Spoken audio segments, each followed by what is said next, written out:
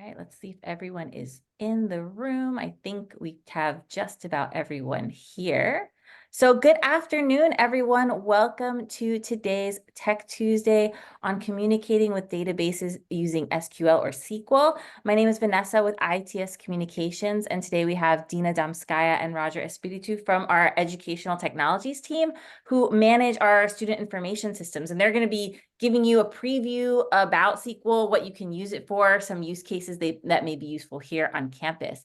Before we get started, I just wanted to let everyone know I am recording today's session. So afterwards, if you miss anything, want to review it, maybe go over it with some colleagues who couldn't attend today, you'll get a follow-up email with a link to the recording, as well as some other useful links to some tutorials about how to use SQL. And also, if you have any questions at any point during today's session, please put them in the chat. We do have everybody's mics muted because we don't want to have any background noise. We have a lot of people who have registered for today's session, and we just want to minimize any background noises. So please, at any point, just put it in the chat and we'll stop when we can and answer your questions.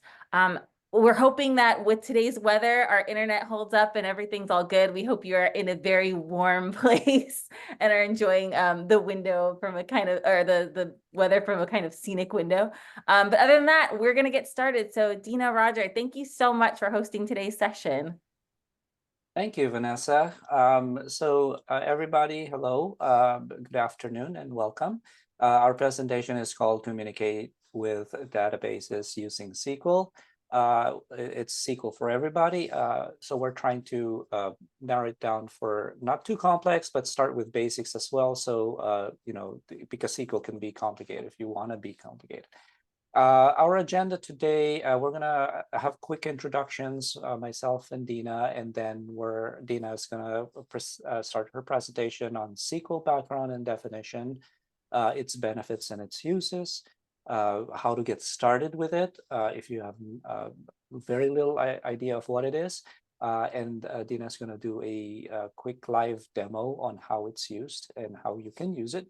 And at the end, of course, we get the questions and comments. Again, please jot down your comments in the chat, and then we'll answer it at the end of the session. I want to start by introducing our team first. So we are the Educational Technology Group. We are part of the IIT proper, and we are called ETG in short. We are responsible for delivering technical related services that support academic administrative services and educational tools used by our students, by you, the faculty, school administrators of Cornell. We have 4 disparate teams that contribute pieces of the larger group of ETG. Our teams are divided into 4 groups, namely the Student Information System and Applications Development Team, which we support students and faculty public-facing website called Learn. That Learn is actually behind a system called Gensavar. The second group are the Instructional Technologies team, which handles Canvas, and Canvas is the learning management system that facilitates instructional administrative programs between faculty and students. And then the other 2 departments are the Communications, Performance, and Compliance team, and the Training and Knowledge team, who both aid and support the ETG group and greater whole of Weill Cornell's ITS division. I'm Roger Espiritu. I manage the Student Information and Development team. Our team specifically plays a crucial role in Weill Cornell's education by managing the student data and supporting all daily businesses, administrative work, and workflows and their activities. This presentation will touch on the efficiency and benefits of handling data from a basic perspective, with an introductory of advancing your skills using structured query language, or so-called SQL. So with this, I'm passing on this featured presentation on to Dina. Thank you, Roger and Vanessa, and thank you everyone for joining us today. I am Dina, and I am a part of Education Technologies Group, helping crucial offices to students. I've been a programmer over 20 years, and for the past 5 years, I work in the ETG group. And in addition to my love for SQL, I also enjoy gardening, I enjoy baking, mushroom picking, and travel. So what is SQL and why is it so important? SQL stands for Structured Query Language. It is a programming language for accessing and communicating with the databases. And in turn, you would ask, what's a database? Database is a library, if you will. It stores the data. In this day and age, everybody collects data on everything. We need to know where to go, what are the best towns, what's the best, even vacuum cleaner, but that's all requires data. And this data is stored in the database. So SQL plays pretty important part with the access for this database. It is easy to integrate with other products or platforms with Microsoft as well as non-Microsoft, like Java or C++. And it's not very complex, which means it's easy to learn. It's not like any other programming language. But before we go into depth of the SQL, let's look at a little bit of history. The data scientist Edward Codd introduced the databases in the mid-60s. But it wasn't until mid-70s that two data scientists that were working for IBM thought of the language that will be easy to use by people who do not have any mathematical or any coding background. And the fun fact is they even recruited students to prove that the language they thought of is in fact resembles English language, and therefore its first name was SQL. It was SQL, English Query Language. With time and some modifications, the abbreviation was just left at SQL, same name as we know it today, which is just Structured Query Language. And it wasn't until mid-80s, so when it was standardized by the American National Standards Institute, which we know is ANSI, and it's a very highly regarded recognition by this. And of course, ever since, SQL still is the very widely used for managing relational databases. So where is it used and who is it for? It is used everywhere. Anywhere you look, it is there, because we collect data for movies, movie databases, the library, the books, the finance, banks, and institutions like ours, education and healthcare. And what the creators of SQL had in mind, it is for everyone who puts their mind to it. It's not very complex like any other programming languages. In addition to that, it has many benefits. It is portable. It can work on many platforms, from PC to laptop. You can transfer it almost anywhere. And unlike Excel, that many people use, and we know sometimes with Excel it's difficult to collect and manipulate and analyze large chunks of data, SQL can process easily and quickly very large amounts of data. Like for our institution, we have students going decades back, and it takes minutes or seconds to process all this data. It does not require coding skills. It does use basic English language with several modifications that only SQL Server understands, because it still is a machine. And the good part in it, that SQL Server is an open source. It is offered for free by several platforms like MySQL or Maria databases, and it is highly interactive. To get started, you need three tools, three components to it: SQL Server itself, the studio interact with this server, and of course the database that you will collect your data in. All three components, since we're talking today about the Microsoft products, all three components can be easily downloaded from the Microsoft site. I didn't put links today because the versions change. Microsoft updates them from time to time. But if you type in Google SQL Server Developer Edition, the very first result will always be the Microsoft site from where you can get this specific version that you see on the slide, because Microsoft will offer, there is an Azure Studio, there is Cloud, but for the local purposes, if you don't need the full-blown SQL version, you can go with the developer edition. And to get you started, if you've never used it before, the second component that you need to interact with the server is SSMS, or SQL Server Management Studio. It's just a visual tool for you to communicate, to write in this SQL language.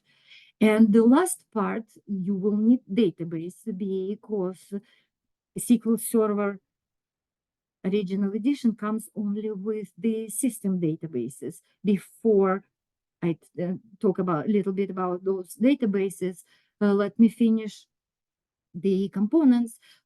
The Microsoft will offer you several varieties of databases. You are interested in the databases, the adventure works with the extension back, which means it's a backup. You will restore this database. Once you learn it, you can create your own databases, but to get you started, this will be sufficient enough. So once you got all the components and went through the installation, you will see the SQL Server. In my case, it's my test server. You will get all these objects that support the SQL Server.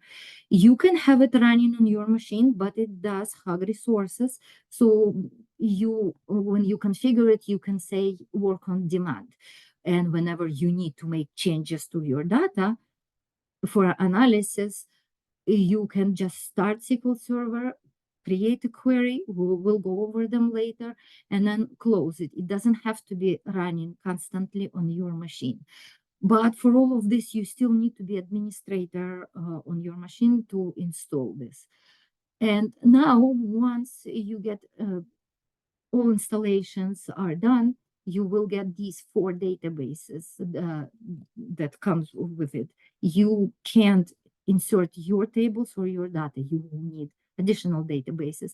But respectively, these databases master is, as it says, it's a master. It has information on every single object, every single entity property that this SQL Server has. The model, that's a database. It's basically a template. If you will create a new database that matches your needs, for example, like ours, WCM Medical School, this model will create database exactly according to its model that it has in it, that you configured while installing the server. And MSDB, that's the master database of all the objects that are only for the SQL Server, the agent jobs, the security, because SQL Server protects its data and it's very secure, but for that, there are agents that run and check for any intervention from the outside.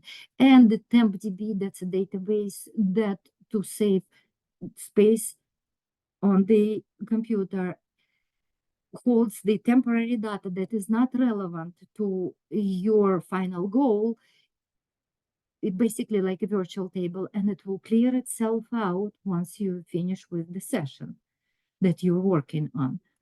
So once we got that covered, this is how it's going to look once you gather some tables. For our institution, for example, we have student tables, we have courses tables, advisors tables. These are the tables that basically interact with each other. That's where the relational database comes in. All the tables have relation with each other. giving you a good picture. For example, you're interested in analyzing the cohorts over the years, how many students were per specific program, per specific year and term. All these tables are there to help you see that. But what is a table? A table is like a flat file. It contains records of one specific type. Like I mentioned before, there is a student table. And obviously, this table will have columns like student first name, student last name, date of birth, address, so we can communicate with the student. And another table that we will need, the, let's say, programs table or the courses table. Students get enrolled in the programs. We offer quite a few. One student can enroll in many courses.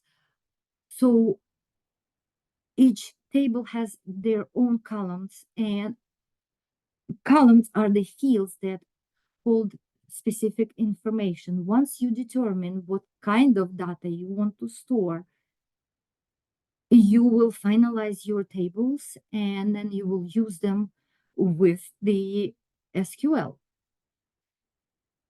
All the tables that you create, they will guarantee data integrity. That means data does not repeat itself. Let's say one student can enter several programs over the years. You will insert in the student table the student only once. But in the student course relationship table, you will see that student took multiple courses in the multiple programs. It still doesn't, it shows you that data is in relationship with each other. Data doesn't repeat, there's no redundancy, and the analysis that you make are mostly accurate. And of course, the data integrity prevents from accidental deletion or updates or inserts, because sometimes we know it might happen once you begin working with the SQL itself. And once we already know, we know our tables, we know what data we want to gather, how do we start looking at it? How do we start telling SQL, show me this? Like we established before, SQL is simple language. You select data from a specific table, and you can use multiple tables for that. Like in our example with student and courses, that will be our join. You can minimize the results because, as we understand, over the years, we gathered a lot of data. But we don't need to see it at specific point. We need to see only a specific program or specific course.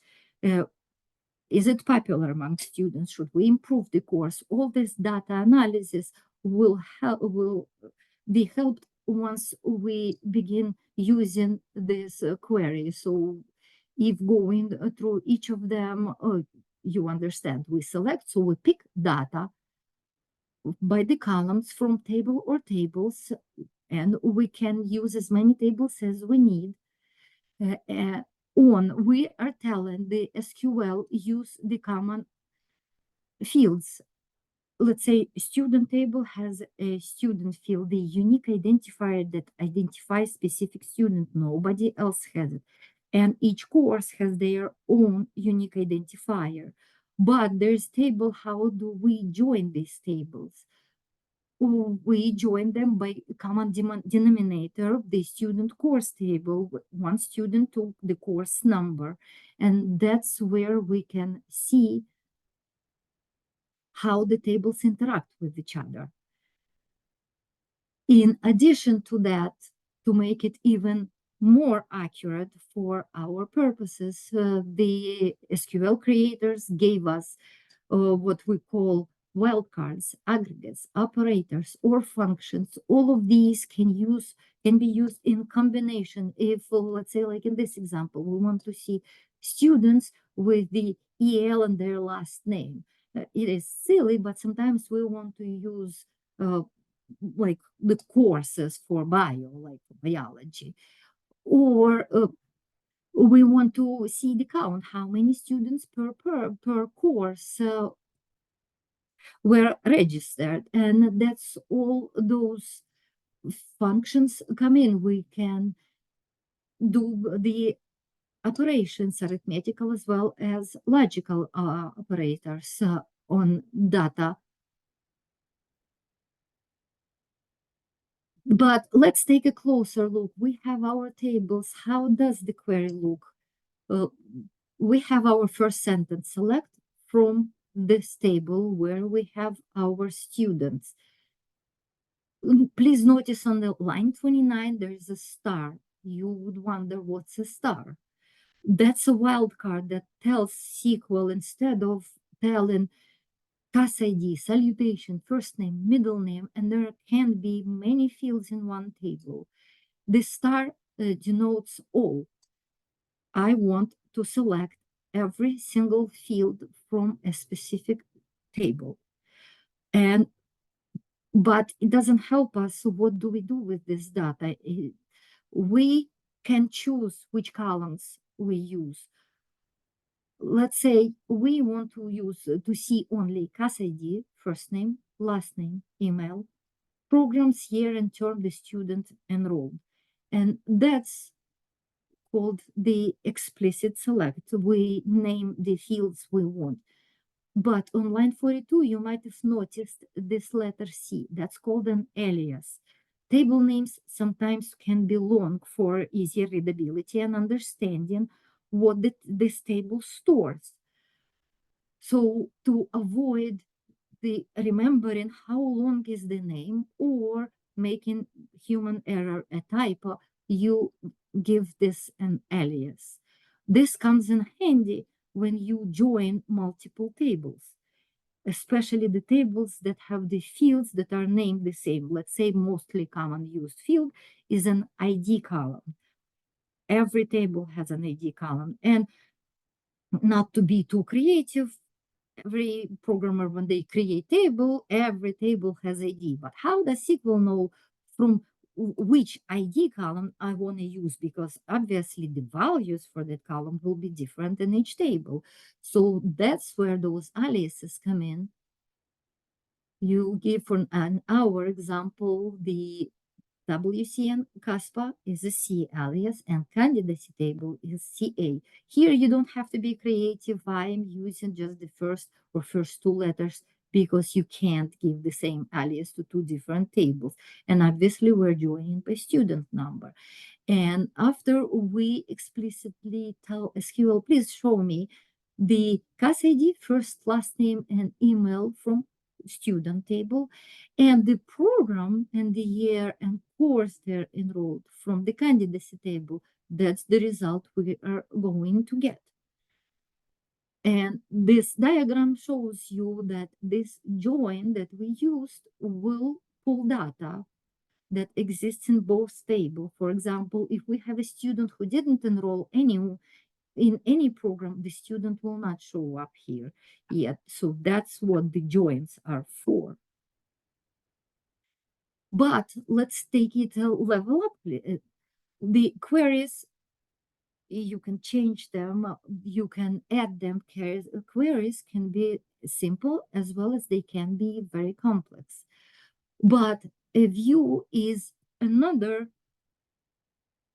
tool that SQL gave us, that you encapsulate your query within, and it's virtual table. It encapsulates all the tables, the fields, the criteria that you want. And that is actually comes in handy when you use these views in your reporting, whether it's in SQL Studio reporting system or in any other tool that you use this report. Because as I mentioned, this is very interactive and can be integrated with most platforms. So this is just a basis for your final goal for the data analysis.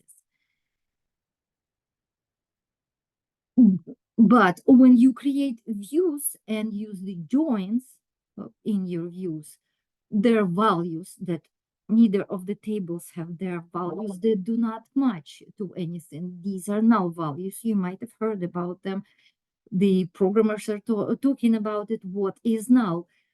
Null is basically it's a marker. It's not a zero. It's not a space. It's not a blank. It cannot be compared to anything, but we can use it in our queries. Let's say, let's pick students from a table where program name is not null.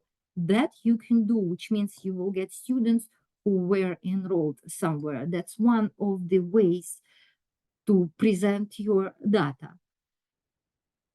And let's see a little example how the SQL sees and views those nulls. So as you can see, if X value is null, then multiplying by X will still result in null, regardless of what the formula is. But if you compare the null value to a string, the value will be unknown because SQL doesn't know anything about this value.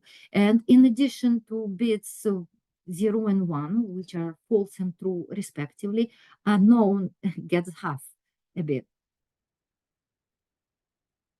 But once we already know our SQL, and we know we can integrate one of the best parts for it, you can integrate it with Excel. This is the most commonly used integration. Microsoft gave us the ability to connect to our SQL Server and pull data from there. Because how many of us uses SQL? Have you seen the desktops that have dozens or maybe hundreds those Excel icons? And then if you need to find something, you need to remember, what is this file? What does it hold? Where is it? Not only that, Excel can get corrupted. It can be hacked if you downloaded a very fishy link. Your data may be stolen, but SQL Server protects its data, and very good part that you can integrate with it and still do data analysis while not keeping all this data on the Excel sheet. And this is how it looks once you connect to the server. Pretty much basically the same data that you used to see. So display data, you can use the SQL. And now we reach the fun part, the demo, how actually we can do it. Please let me know if everybody can see my Excel. Yes, it's a blank workbook. Perfect, thank you. Let me magnify it a little bit. And let's see if we can connect to my SQL Server today. This data, we get data from our database and my SQL Server. When you install SQL Server, you give it a name. Since I already have it installed, we need to be a little bit patient today.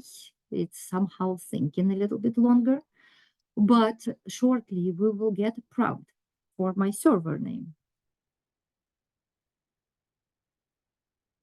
that we gave our server.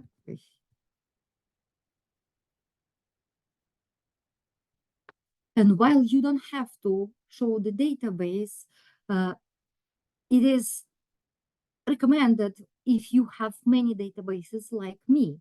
So I will give it the name of the database I actually want to query.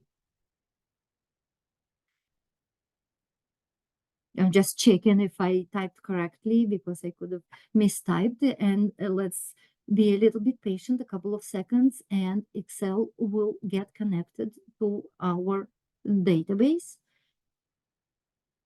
And there you have it, our database and all the objects that have permission to see. But we created a view that will benefit us. So I know the view name, so let's type to make it easier to search. This is our view that contains data that I created.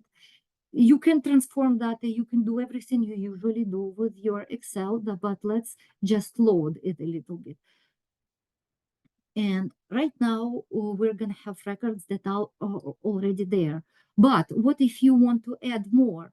Let's see how it works. Right now I switched to my SQL mode, SQL Server. Please Tell me if everybody can see it. Yes, we can see your SQL. Thank you. So, like I've mentioned, SQL is very interactive, and there is a wizard. You go in tasks and you pick import data. You click on it, and you will be offered some series of questions that let you choose the files. Here's the which files I want to pick. I pick flat file. These are the CSV files that are compatible with the SQL, and lets me browse it. I pick my CSV, and this is the file I will be adding the new cohort. Please notice there are for your ability to change the types, because remember that you have two choices to import this data into its own table or into existing table. Right now, I'm going to demonstrate you adding to the existing table because we already connected our Excel sheet to it. But to do that, you need to make sure that the data types match. You do have this ability to do this since my data already matched. Let's proceed, and now we're going to choose the destination table, which is our SQL server, our server in the database, and one of the options, create its own table. We can do this, or we can search our table that we want to edit. It's called PowerPoint. You can type it, of course. Let's do the PP, just bear with me, and I'll pick my table. Oh, here it is. New admissions. And what's good about this, you can edit the mappings because the files you get don't have to have the same columns as your table does. It can have more, it can have less. You just do the matching between the source and the destination table. You can ignore these tables. Also notice you can delete all the rows in the target table, or you can append. In our case, we will append to what we already have. And once we finished reviewing this, let's go to forward. SQL will tell you that these data, while they are string on both sides, they still need to be converted because Excel data type slightly different from SQL, but are compatible. And once we follow this menu, run immediately, and let's finish it. Let's see if our file was good. We got all our data. Now let's see where is my data here. And we can refresh and let's see, did we get more students here?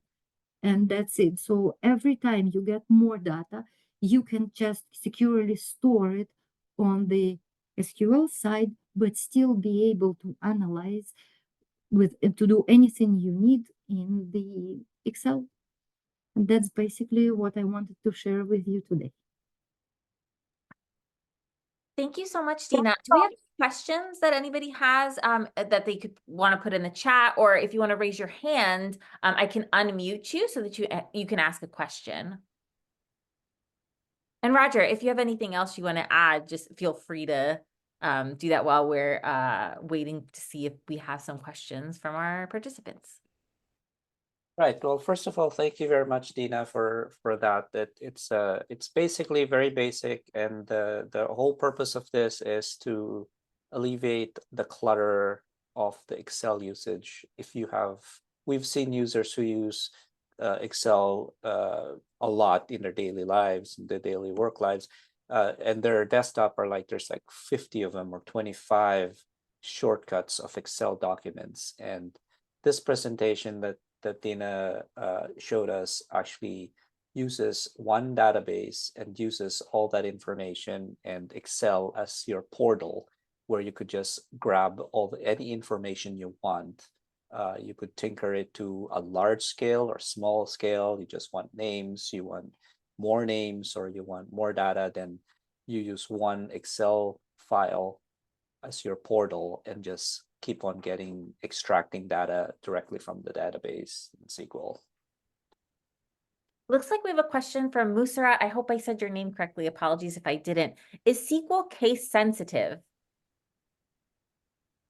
Thank you for your question. No, SQL is not case sensitive. You can type in all caps. You can switch them small case, uppercase, but no, it's not case sensitive.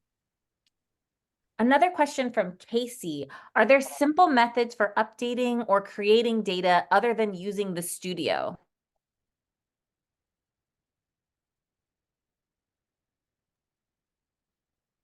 Any tool that will have, sorry, Roger, you wanted to say Well, something? the one thing that I can think of, if you don't want to use the studio directly, you could always manipulate all your new information or your updated information via Excel. But then the only caveat to that is that you can start with Excel, but you have to import Excel into SQL and then output that again in Excel. So it's either you use Excel to SQL to Excel, or you go to the SQL manager and just do all your updates there once, and then your output goes out to Excel. Dina, I'm not sure if there's any other way I could think of that actually could bypass a SQL Server Manager. There is no other way. Any tool that interacts with the specific database, it doesn't have to be Microsoft SQL Server, it can be any database. They still use some variety of SQL, like TSQL, which is transactional SQL, or MySQL for the Oracle. But you do need some like Notepad that interacts with the server. It can be Azure Studio or any other studio, but yes, you do need some type of studio to manipulate data to your liking or the needs. Oh, Musrat, would you kindly copy paste the names and links to the free download? I'm actually going to do better than that, just so you don't lose the link when I close this session. I'm going to email everyone after the session later today with the links to, everything that Dina has spoken about today, as well as some tutorials about using SQL so that you can take a look at it when you have a chance. So no worries. I don't want to put in the chat just because I don't want you to lose it. But as Dina mentioned, the link does change as Microsoft updates SQL. So I'll be sure to put in the query she put in Google so that if you happen to not have that link after a while, you can find it again.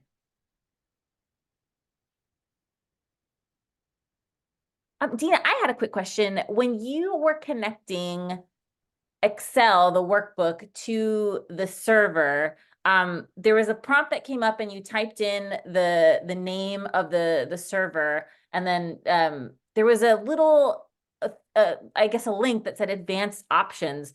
Is that too advanced maybe for this session, or what would those advanced options be in terms of setting up SQL to connect with your Excel worksheet? Those advanced options are mostly for security purposes to see what type of, if you, let's say, create this connection for someone else who is not proficient enough, you can lock the tables for editing only, or for viewing only, not for editing. Lock who can view this data, or add the specifically explicitly list users, and some other perks that add to the more efficient, make it more efficient for data viewing within Excel. Oh, okay, that's really cool. So you can manage the I guess the permissions of who's using it. Oh, we got a question from Janelle. Are there any precautions that you should be aware of before importing large Excel sheets into SQL? What kind of precautions? The only Excel can handle large quantities of data, so, and it's very secure. If you think, I can't think of any precautions other than if the data types mismatch, but that's just a technical that can be worked out later. Roger, you can add something else. Right. Yeah, I think that's basically the precautions or cautions that when working with Excel. So they're all Microsoft product. For this example, Microsoft Excel is a Microsoft product, SQL is a Microsoft product. So they do understand each other. Excel normally uses, they call it strings. So text strings, so data that goes into Excel are always in Excel considered generally text strings. But then when you convert it into SQL, when Dina showed you the before and after, or the source and the destination, it actually says, are you, for example, a first name. First names are always like text strings, right? So it's text to text. So Excel to SQL is text to text. And then there are also numbers or binaries and integers that say age 39. Do you want to treat that as a text string, or do you want to treat that as a number or an integer? Normally, if you want to be more compliant in your data or integrity, then you want a number to really be a number and not a string. So destination is a string coming from Excel. You really want that to be an integer or a number. So when you're massaging data in SQL, you're doing the right thing. So because numbers are numbers and text are text, that sort of thing. So to me, those are like just the precautionary things to watch out for. Thank you, guys. Janelle, I hope that answered your question, but if you want to put more specific precautions you were thinking of in the chat, feel free, and we'll go back over that. Another question for Musrat, regarding the server name, do you need to write in Excel the actual folder location on our WCM server? For example, we have a specific WCM server where we store our data. In that case, do you need to put the whole address?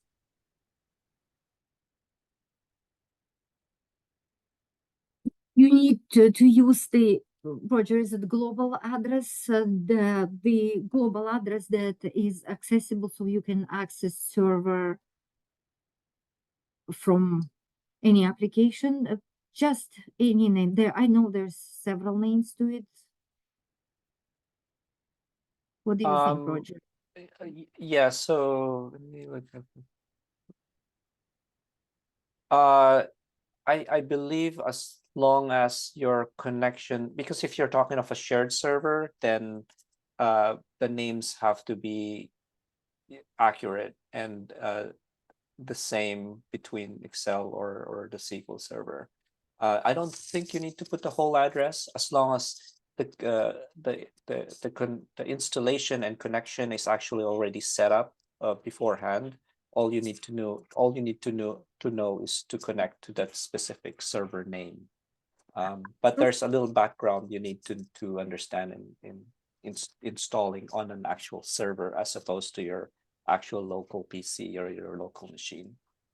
Musra, it looks like you have your hand raised that you wanted to maybe add more. I'll give you off mic. Yeah. Sorry, maybe I'm a little ignorant about this. I have used, SQL codes within SAS. So like, we in SAS, we use, libname that actually kind of defines like, the folder location.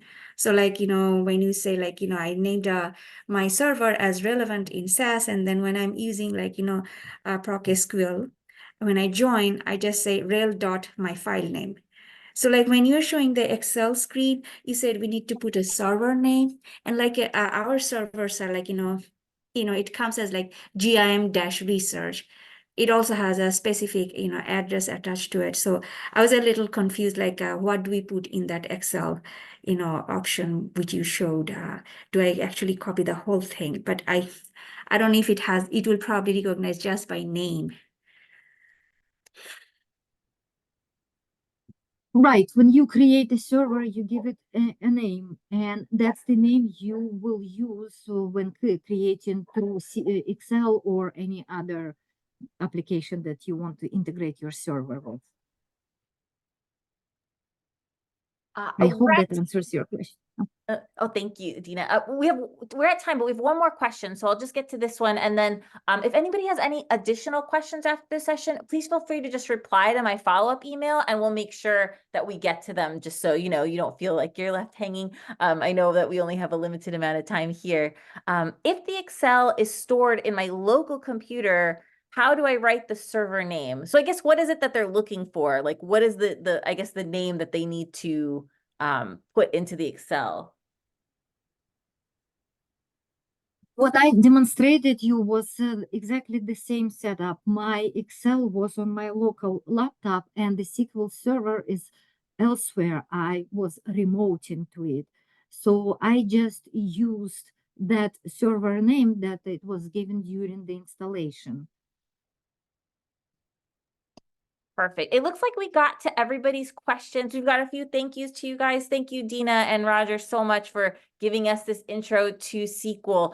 For everybody who's still on, thank you so much for joining us. What I'm going to do, if you joined a little late, is I'm going to take the recording and upload it in a place for you where you can access it later. I'm going to email all of you with the recording as well as a copy of the slides and some instructions that Dina has provided on how to download the SQL server, the link so that you can get it on your own device, and some tutorials that hopefully are helpful as you, if you're a beginner to SQL or just need a little bit of brushing up, you could use those tutorials to just brush up on it, and hopefully it'll help you on your SQL journey. But thank you guys so much. Dina, Roger, again, this was super helpful, and have a great day, everyone. Hopefully you don't have to shovel too much out there. And we'll see you for another Tech Tuesday. Thank you, everyone. Thank you. Yeah.